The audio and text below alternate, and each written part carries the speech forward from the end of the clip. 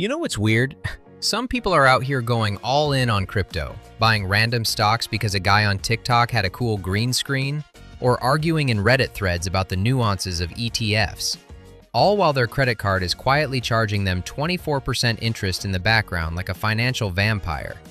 Think about that for a second. That's like trying to fill a luxury swimming pool with a garden hose, while somebody else is underneath it drilling massive holes in the bottom. And somehow, we still wonder why we never feel like we're getting ahead. But here's the crazy part, and I've seen this happen over and over again. Most people aren't actually bad at making money. They aren't bad with math or cursed. They're just doing things in the wrong order. And changing that order can completely rewrite the script on how fast you build wealth over the next 10, 20, or 30 years. So today we're going step by step through what is widely considered the smartest sequence for your cash, the financial waterfall, if you will. We're going from the boring but essential foundations to the aggressive debt-crushing phase, all the way to the one specific account most people completely ignore until it's way too late. And somewhere in this video is probably the exact financial mistake that's quietly slowing you down right now. Now, before we dive in, this video is for educational and entertainment purposes only. I'm not a financial advisor, I'm just a guy with a camera and a spreadsheet. Your situation is unique, so use this to help you think through the concepts, not as a command on what to do with your paycheck. Alright, let's start with the most boring step in existence, the one everyone loves skipping because it doesn't have a to-the-moon emoji attached to it. People love talking about the next big thing. Nobody loves talking about emergency funds. Why? Because emergency funds are boring. Nobody screenshots their high-yield savings account and posts it on Instagram with the caption, "Let's go! My FDIC insured account just made 11 cents in interest today. Hashtag wealth goals." But look, this is the foundation that everything else sits on. Without it, you aren't an investor, you're a gambler. Because life has incredible, almost comedic timing. Your car breaks down the week after you put your last $1,000 into a hot stock. Your furnace decides to die in the middle of a blizzard, or your dog suddenly decides to eat a literal rock that costs $4,000 at the vet. Without a cash buffer, you're forced to do one of two things. Sell your investments at the worst possible time, probably during a market dip. Or worse, you go back into debt. An emergency fund isn't about returns, it's about preventing panic. It's the sleep at night fund. Think of it like shock absorbers for your financial life. Now, the internet loves throwing around the 3 to 6 months of expenses rule, which sounds great on paper until you realize that number looks wildly different for everyone. A person with a stable government job and a paid-off car, they're probably fine with 3 months. A freelancer whose income fluctuates like a heart monitor, they might need 6 or even 12. So instead of obsessing over the final number and feeling overwhelmed, focus on milestones. First, save your first $1,000, just to keep the vultures away. Then, aim for 1 full month of expenses. Then build upward from there. Psychologically, something changes when you know a flat tire isn't a life crisis anymore. It's just an afternoon inconvenience. That peace of mind matters more than the 8% return you're chasing elsewhere. Once you have that little wall of cash protecting you, it's time to look at the stuff that's actually trying to kill your future. Which brings us to step 2. This is the part people hate hearing because we've been conditioned to think debt is just part of life. But if you have high-interest debt, that usually deserves 100% of your attention before you start getting fancy with a brokerage account. Mathematically, high-interest debt is anti-investing. It works against you every single day you're alive, especially credit cards. A lot of cards today are charging interest rates north of 20%. Think about the math here. You're over here hoping the stock market gives you a 7 to 10% return long term. Meanwhile, your credit card is charging you 22%.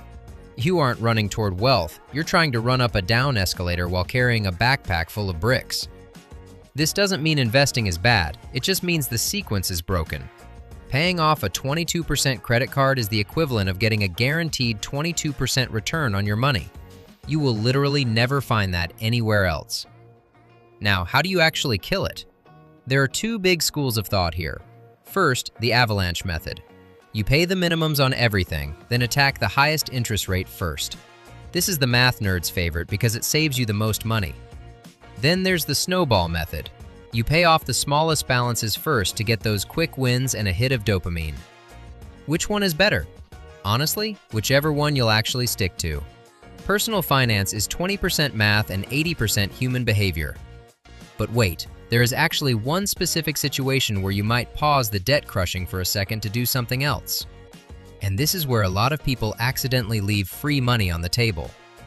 If your employer offers a retirement match, please understand how incredibly rare it is to find a deal this good.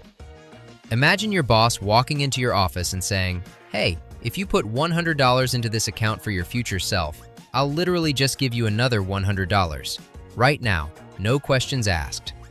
Most people would tackle their boss out of excitement, but for some reason, when it's wrapped in a packet labeled 401k or 403b enrollment or RRSP, we tend to ignore it or push it to next year. Employer matches are the single biggest driver for workers actually participating in retirement plans. Why? Because a company match is a near instant 100% return on your money. Even if the stock market goes down, you've already doubled your contribution. Now, I know, read the fine print. Check your vesting schedules and your plan rules. But generally speaking, this is a high priority financial move. This is where investing finally starts getting exciting because now your money isn't just working for you, it's getting an assist from your company. And the crazy part? We haven't even reached the accounts that can potentially save you tens of thousands of dollars in taxes over your lifetime. Which is wild, because taxes are one of the single biggest expenses you'll ever have.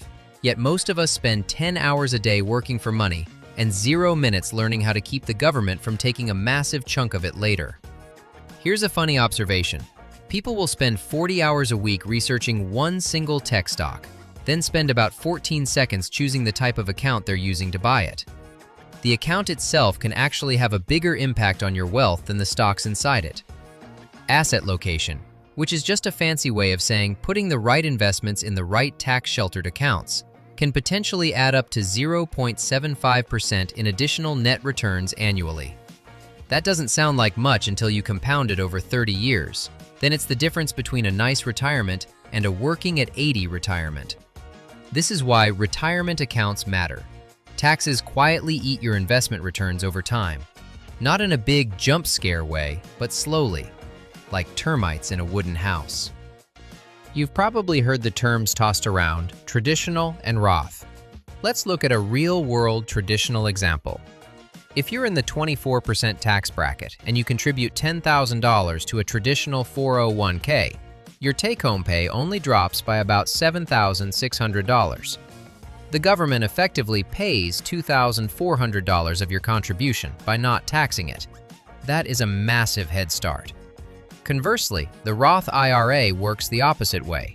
You pay the tax now, but every single penny of growth is tax-free later. Example. If you max out a Roth IRA at $7,000 a year for 20 years and it grows to $300,000, you pay $0 in taxes when you withdraw it. In a regular taxable account, you could easily owe $40,000 to $60,000 in capital gains taxes on that same growth. The point isn't to find a magical, perfect answer. The point is to understand that taxes compound too, just in the wrong direction. Now, while everyone is fighting over traditional versus Roth, there is a third option that is weirdly underrated. It's like the secret character in a video game that nobody knows how to unlock. I'm talking about health savings accounts, or HSAs. When I first learned how these worked, I genuinely thought there was a catch. Now, a quick disclaimer, not everyone qualifies. It depends on your healthcare plan. But for those who are eligible, these accounts are like a cheat code. They offer what people call a triple tax advantage. Money goes in tax-free, it grows tax-free, and you take it out tax-free for medical stuff. How much does this actually save you? If a family contributes the 2025 limit of $8,550 via payroll deduction, they could save roughly $2,050 in federal income tax plus another $650 in FICA taxes. That's $2,700 in pure tax savings in a single year just for using the right bucket. Why is this so important? Because according to the 2024 Fidelity Retiree Healthcare Cost Estimate, a 65-year-old couple retiring today will need an average of $330,000 just to cover medical expenses in retirement. If you let HSA money stay invested for 20 years while paying for your current medical bills out of pocket, you are building a massive tax-free war chest for your future health. It's less about getting rich and more about not being broke when you're 80. So we've got our foundation, we've killed the debt, and we're using the right accounts. Now, what do we actually buy? This is where people usually expect me to reveal some secret penny stock. I hate to break it to you, but the uncomfortable reality is that in the world of investing, boring usually wins. There is a famous report called the SPIVA scorecard that compares actively managed funds, the experts, against simple index funds like the S&P 500. The results? Over a 15-year period, roughly 92% of large-cap active managers failed to beat the index. Think about that. Professional experts with billions of dollars and supercomputers fail to beat a boring index fund 9 times out of 10. And yet, we still think we can do it in our spare time after work? The market already has enough chaos. You don't need to volunteer to add more to it. But what happens when you've done all that? What if you've maxed out your retirement accounts and you still have money left over? That's when we reach the final stage. This is what we call a high-quality problem. If you've reached the limits of your tax-advantaged accounts, you move into a standard taxable brokerage account. These are great for flexibility. There are no retirement age restrictions.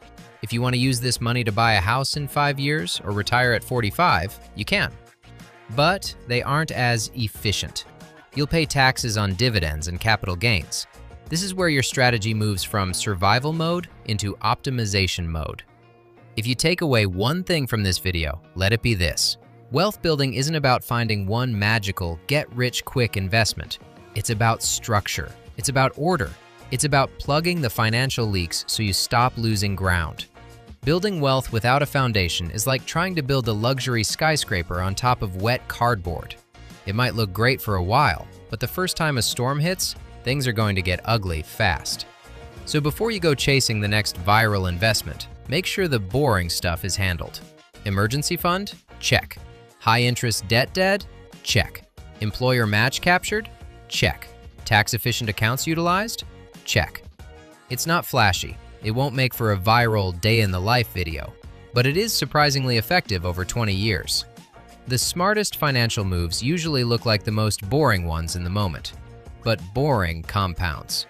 If you enjoyed this and want more finance concepts explained simply, without the Wall Street ego or the get-rich-in-30 days lies, keep watching Lazy Investor, Average Joe, because understanding money is hard enough already.